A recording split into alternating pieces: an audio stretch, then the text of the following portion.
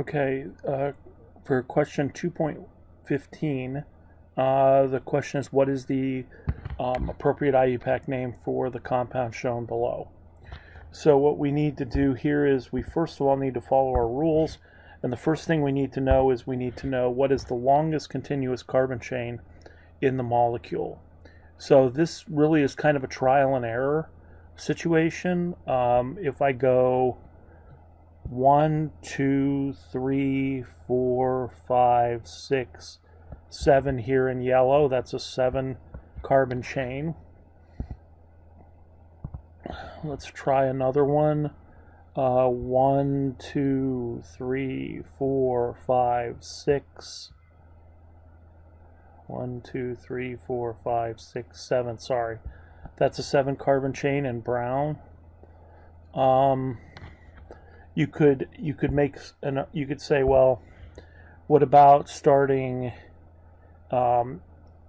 here on this yellow and going 1, 2, 3, 4, 5, 1, 2, 3, 4, 5, 6, 7.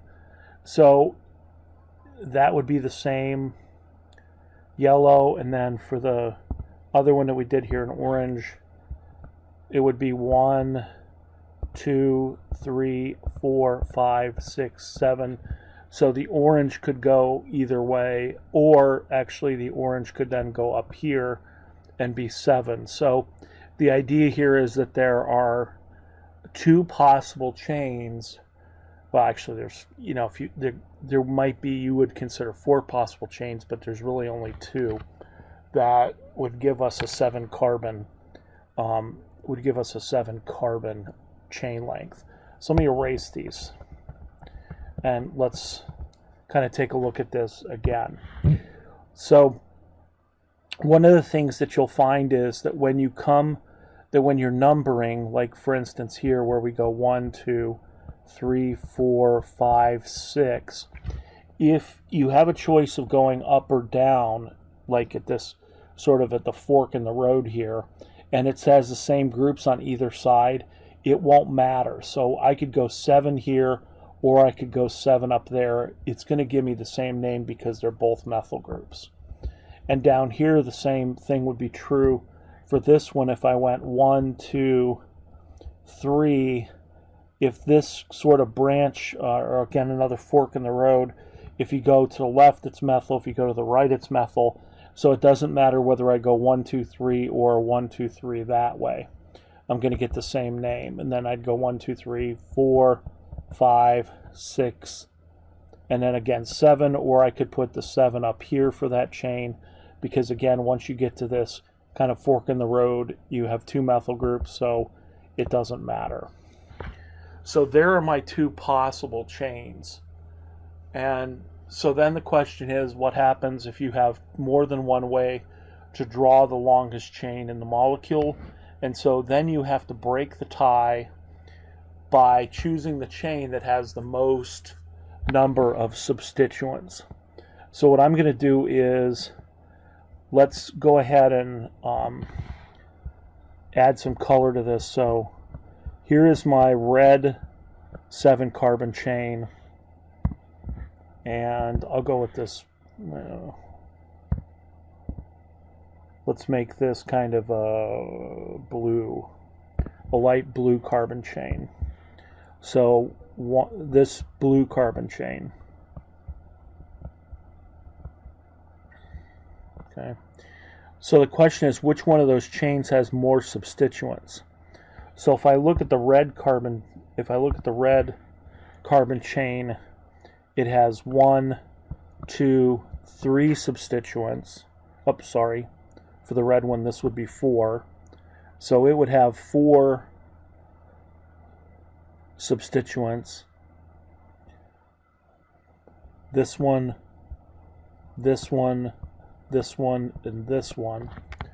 And on the other hand, if I went the blue carbon chain, I would have 1, 2, 3 substituents. And so in this case, the red carbon chain has 4 substituents. The blue carbon chain would just have 3 substituents. So we have to go with the red with the red longest chain because it has 4 substituents. Okay, so I'm just going to rewrite that over here.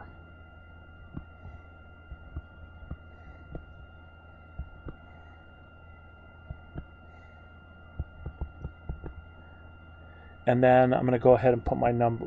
Okay, so now I've got my longest continuous carbon chain, which is, I'm going to go ahead and try and highlight this as best I can with a 1, 2, 3, 4, 5, 6, 7.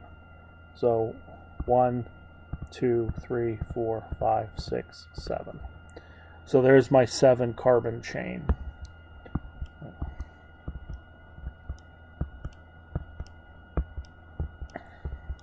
Now, how do we number? Well, we're going to number from, the next rule is we're going to number from the end closest to the first substituent. So in this case, I would number, if I number from the right-hand side, 1, 2, I find I have a methyl group at carbon 2. And before I do that, what I probably should say is, let's go ahead and name, or at least draw in the structures of these substituents. So over here I have an ethyl group. Over here I have a methyl group, another methyl group, and a third methyl group. Okay, so going from right to left, I encounter my first substituent at carbon 2. Down here, 1 at 2, I encounter my first substituent also at carbon 2, the methyl group. So I have another tie. So in order to break the tie, I would use alphabetization for this. So in other words, I'm going to compare this group to this group, and whichever one is first alphabetized would win the tiebreaker, except they're both methyls. So now let's continue on. So when I go to carbon 3 here, I now have an ethyl group, and when I go to carbon 3 over from the right-hand side, I have nothing. So I've encountered my first group, or I've encountered another group going from left to right, and so the ethyl group being present on carbon 3 now makes the numbering scheme have to go from left to right, 1, 2, 3, a 4, a 5, a 6, and a 7. Okay, so this is definitely going to be a heptane. And so now what I have to do is now I have to number my carbons, or I have to number and alphabetize my substituents. So, and we write the alphabetical order of substituents. So in other words, in this case, I'm going to have an ethyl, a 3 ethyl group, and then I've got methyls at 2, 4, and 6.